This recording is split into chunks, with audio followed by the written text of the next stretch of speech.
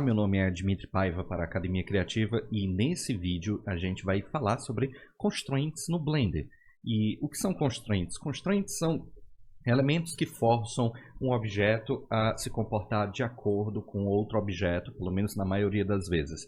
O Blender ele tem um sistema de constraints bem fácil e bem complexo, que permite que a gente faça várias relações bem complicadas entre objetos, e é isso que a gente vai fazer aqui agora. Então, acessa o nosso site e baixa o arquivo para você acompanhar o tutorial, beleza? Então, uma coisa que é muito importante a respeito de constraints é onde está a origem dos nossos objetos, certo? Porque quando a gente faz constraints aqui no Blender, basicamente o que a gente está fazendo é uma ligação entre a origem de um objeto e a origem de outro objeto. Então, por exemplo, se eu fizer uma constraint das mais básicas de todas, que seria ligar esse objeto bem aqui a esse outro objeto bem aqui, né? Ou melhor, não esse, mas sim esse objeto bem aqui, talvez a constraint mais simples seja a relação básica de parentesco. Então, se eu selecionar esses dois objetos, né, e aí vier em Object, Parent, e aí Object, eu tenho algumas opções, eu vou escolher essa primeira, Set Parent to Object. A gente vê essa pequena linha para indicar que agora existe uma relação de parentesco, tá? Oficialmente isso não é considerado uma constraint pelo Blender, mas a relação de parentesco talvez seja o estilo de constraint mais básico e universal que existe em praticamente todos os programas 3D e até mesmo 2D, como no caso do After Effects. Isso significa que no momento que eu mover essa engrenagem, aquela haste ela vai se mover também. Então, se eu, por exemplo, rotacionar a minha haste, ou melhor ainda, eu der play na minha animação que já existe aqui, ó, vocês veem que a minha haste ela rotaciona também junto com a minha haste, com a minha engrenagem que está rotacionando, tá? Então, esse é o estilo mais básico de constraints. No caso, eu não quero que esse objeto ele fique aqui, né? Eu vou mover ele um pouco mais para cima e, lógico, um pouco mais aqui para o lado, tá? E da mesma forma, esse outro aqui eu vou mover bem para cima, porque eu quero ele aqui em cima também. Então, se eu der play agora, ó, esse é o movimento que eu tenho, tá? Nada disso, lógico, é o ideal, porque através do meu sistema de constraints, o que é que eu vou fazer? Eu vou fazer com que esse objeto aqui que está selecionado, ele baixe, ó, de acordo com a rotação desse outro objeto. E lógico, a gente vai fazer isso utilizando o sistema de constraints, que nesse caso vai ser algo um pouco mais avançado do que esse parentesco simples que a gente criou até então. Então, para eu mostrar como isso funciona na prática, o que é que eu vou fazer? Eu vou fazer uma relação de parentesco entre esse objeto e esse objeto, tá? Lembrando que é muito importante entender que esses objetos, né, eles precisam estar ligados através da sua origem. Então, vejam como a origem desse meu objeto está lá embaixo, né, bem aqui no centro. Eu sei disso por causa desse ponto bem aqui. Isso aqui é a origem, o pivô dos objetos aqui no Blender, tá? E aí, os meus outros objetos, como por exemplo esse aqui, você veja como a origem ela está centralizada. A origem ela vai ser, inclusive, ó, a fonte de orientação da minha rotação nesse objeto aqui. Então, se você precisar mudar a origem desse objeto, você tem, clicando no botão direito com ele selecionado, essa opção Set Origin. E há várias opções, como por exemplo esse Origin to Geometry, que centraliza a geometria no nosso objeto. Ou melhor, centraliza o pivô no centro do nosso objeto, tá? Então, para eu colocar o meu pivô aqui, o meu centro do meu objeto aqui embaixo, eu preciso mover o meu 3D Cursor para cá, e eu faço isso com Shift botão direito, ou então eu posso só selecionar aqui na barra de ferramentas o meu 3D Cursor e escolher para onde ele vai estar. E aí, uma vez que o meu 3D Cursor, veja só, estou com o meu objeto selecionado, o meu 3D Cursor ele trava exatamente onde eu apertei Shift botão direito, certo? E aí eu venho com o botão direito, Set Origin, e venho aqui Origin to 3D Cursor, certo? Uma vez que eu clico aqui, a origem ela vai ficar exatamente onde está o meu 3D Cursor. Então, essa é uma forma bem interessante de mover as origens aqui dentro do Blender, certo? Então, vou dar play mais uma vez. Isso é o que nós temos até agora, ainda não é o que eu quero. Eu quero fazer com que essa estrutura aqui de cima, e eu estou movendo o 3D Cursor sem querer, vou tirar a visualização dele por enquanto, 3D Cursor, e aí que eu quero que esse objeto se mova de acordo com a rotação desse objeto aqui. Então eu vou fazer uma relação de parentesco. Em vez de eu vir aqui no meu menu, eu posso só apertar Ctrl P de Parent, né, que é a nossa relação de parentesco. Vou escolher essa primeira opção, ótimo, vou dar play e agora é isso que está acontecendo. Está longe de ser o que eu preciso. Eu quero restringir a rotação desse primeiro objeto bem aqui. E para isso, sim, agora vamos começar a usar constraints. Então eu venho aqui no meu contexto de constraints, Add Object Constraint. E aqui eu venho em Limit Rotation. Agora eu quero limitar a rotação desse nosso amigo bem aqui. Se vocês repararem, bem aqui, aqui é como se fosse o meu mapa dos eixos aqui da minha viewport. A minha rotação está acontecendo no eixo Y, tá? E eu sei disso porque, veja só, a minha engrenagem está se movendo no eixo Y, que é exatamente, né, esse eixo bem aqui. Dá para perceber bem como está acontecendo a rotação, certo? Então, o que eu vou fazer nesse caso vai ser limitar a rotação do eixo Y desse objeto. Então, deixa eu voltar aqui para cima, vou limitar em Y, e quando der play agora, ó, veja como ele não rotaciona, né, naquele eixo como a gente tinha antes, certo? Então veja só o quanto isso é interessante, porque ele continua seguindo aqui o meu objeto, mas ele não... deixa eu tirar isso aqui, spoiler. Então esse objeto ele não segue mais a rotação como estava antes. Eu vou dar play e eu vou desabilitar aqui o constraint, ó, e esse é o resultado do parentesco básico, e aqui é o resultado da constraint habilitada. Então, uma vez que a gente está agora com essa opção aqui, eu vou colocar uma outra constraint, certo? E essa constraint, eu vou precisar de um outro objeto, porque eu não quero que esse objeto que está selecionado, ele saia do lugar, assim, que ele rotacione, né, ao redor da minha engrenagem. Eu quero que ele mantenha a estrutura de posição dele, mais ou menos como está aqui. Eu quero fazer com que o movimento desse objeto ele aconteça apenas no eixo Z, ou seja, de cima para baixo. Lembrando que no Blender o eixo vertical é o eixo Z, certo? Então, o que é que a gente vai fazer aqui? A gente vai colocar uma outra constraint que vai limitar a localização desse objeto. E a gente vai fazer com que a localização só mude ao redor do eixo Z e vai fazer com que o nosso objeto fique andando de cima para baixo, que é exatamente o que a gente quer. Então, ao contrário do que a gente pode pensar, em vez de usar, por exemplo, Limit Location, que é uma outra constraint que a gente tem bem aqui, ó, Limit Location, até pode ser essa opção, mas é um pouco mais complicado o processo. Em vez disso, o que eu vou fazer vai ser um Copy Location, tá? E aí ele vai pedir um objeto, o qual vai servir de cópia da localização, né, da posição dele no espaço tridimensional. Então, para isso, eu vou colocar um outro objeto na minha cena. E aí, eu vou trazer o meu 3D Cursor para cá. Agora a gente não está vendo aqui o 3D Cursor, agora estamos vendo. Ou vou apertar Shift S e aí Cursor to Selected para fazer com que o meu 3D Cursor ele trave exatamente aqui no centro desse objeto, tá?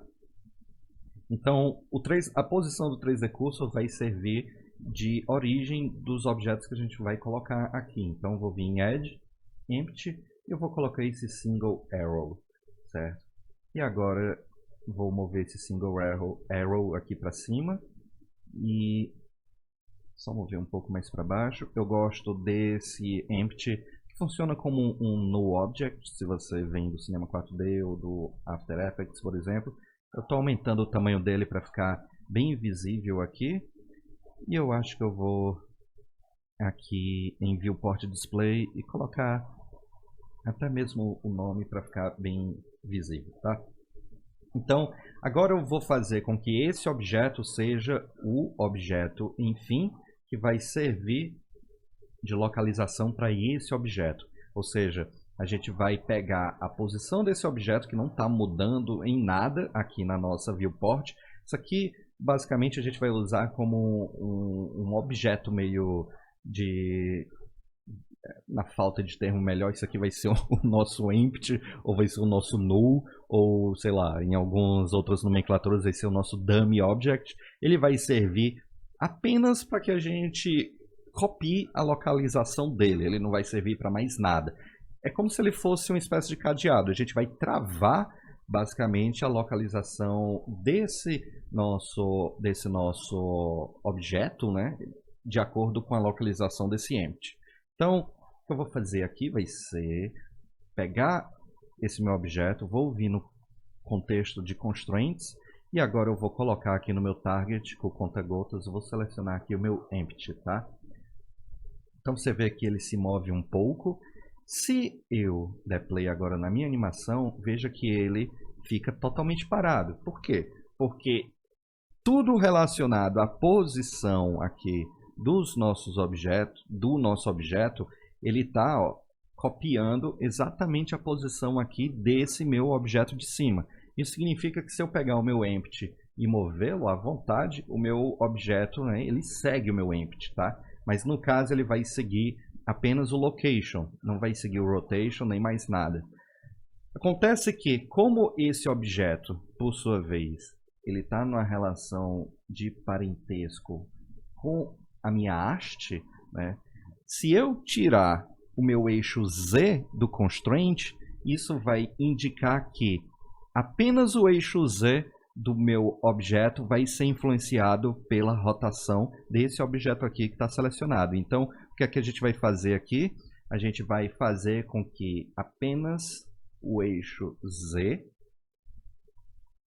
aqui do meu objeto, ele siga a rotação desse objeto aqui de baixo. Se eu tirar aqui a opção Z da minha constraint, veja que o meu objeto voltou para o lugar, e se eu der um play agora, ó, você vê que agora a minha rotação, a minha movimentação do meu objeto, ela está acontecendo apenas em um único eixo, que é esse eixo Z aqui, que foi exatamente o que a gente tirou. Se eu tirar, por exemplo, o eixo Y, não está mudando nada, mas se eu tirar o eixo X, agora sim, ó, a gente vê que a movimentação antes estava como a gente criou, né?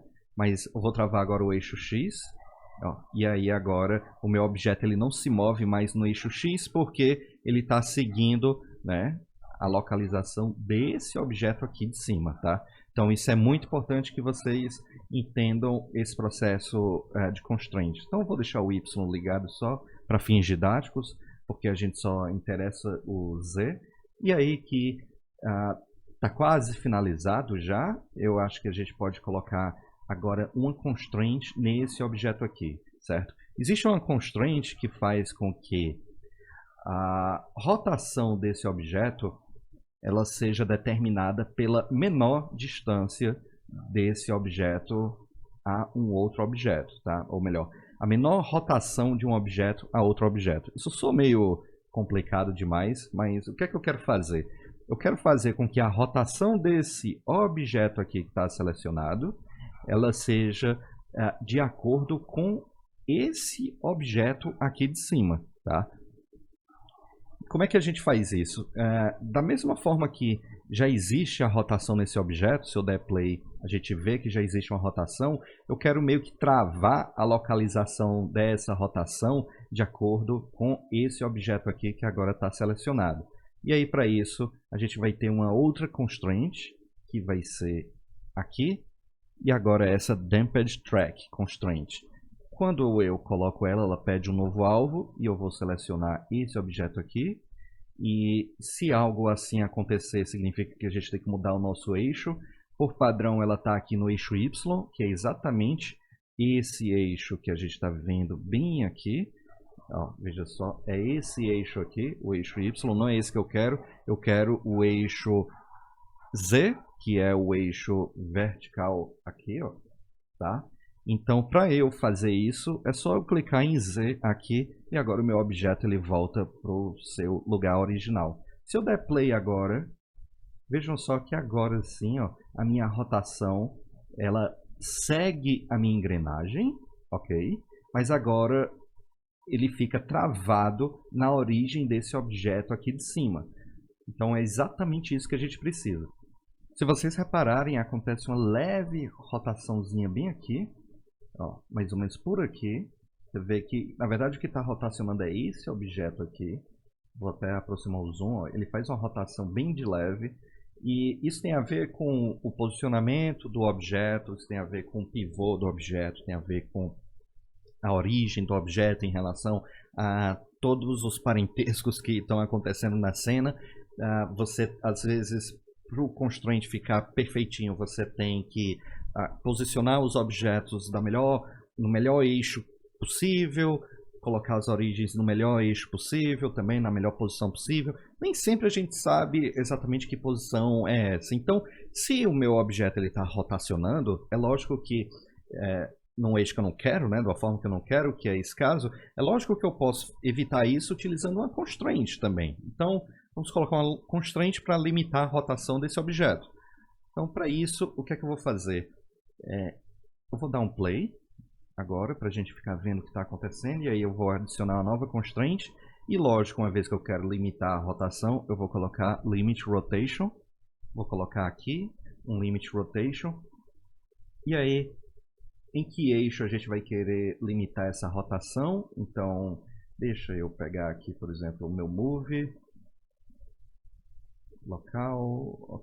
Ok, isso aqui não é um passo necessário, tá? Eu só queria ter certeza de uma coisa. Uma vez que a minha rotação está acontecendo aqui, a gente pode testar qual é o eixo correto. Eu acredito que seja o Z. Então, uma vez que eu limito a rotação em Z, fica altamente zoado, então não é esse. Deixa eu voltar aqui. Deixa eu tirar a minha constraint e aí ligar de novo. Agora corrigiu. Vamos limitar em Y. Ok. Agora vejam o que acontece se eu colocar essa constraint acima do damped track. Ou seja, o Blender está primeiro travando a minha rotação, né, no eixo Y, e depois o damped track é feito. E aí com isso a gente tem aqui essa movimentação perfeitinha acontecendo exatamente do jeito que a gente precisa. Se eu tirar aqui o limite Y, a gente vê que a rotação acontece de novo. Se eu colocar limite Z, vamos ver. Ó, no limite Z acontece, no limite X provavelmente vai acontecer também. Então no caso a gente vai ter que limitar o Y desse objeto. E aí a ordem com que os constraints eles estão inseridos, lógico, vai influenciar totalmente aqui no comportamento do nosso objeto, certo? Então, via de regra, para que você possa replicar esse tutorial e essa técnica em outros exemplos, o ideal é que você coloque um limit rotation e aí depois coloque o damped track para travar essa movimentação, essa rotação aqui em cima, certo? Então é isso aí. É um projeto bem fácil, bem simples. Baixe um arquivo para praticar. Esse projeto ele foi dedicado ao Rafael Riva, aluno da Academia Criativa, mas eu espero que seja útil para todos vocês, porque é uma técnica bem legal, que envolve alguns passos que parecem complicados, mas na verdade não é. E aí que você, lógico, pode aplicar isso em qualquer sistema de rigging, porque o sistema de constraints no Blender é bem legal, bem versátil e, como podem ver, bem simples de criar. Então, até a próxima e muito obrigado.